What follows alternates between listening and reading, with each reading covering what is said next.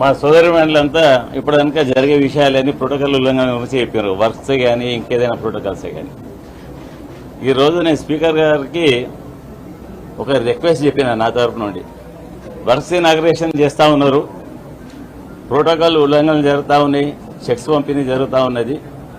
ఎట్లయితే అవన్నీ చేస్తూ ఉన్నారో ఓడిపోయిన ఎమ్మెల్యేలను కూడా ఓడిపోయిన అభ్యర్థులను కూడా ఇక్కడ హౌస్లో పర్మిట్ చేయమని రిక్వెస్ట్ చేశాను.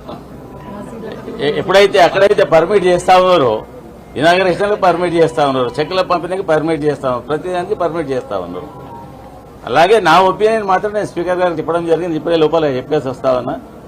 ఈ రాబోయే శాసనసభ సమావేశాల లోపల ఓడిపోయిన అభ్యర్థులను హౌస్కు పర్మిట్ చేయండి, వాళ్ళని కూడా అలో చేయండి అని చెప్పిన.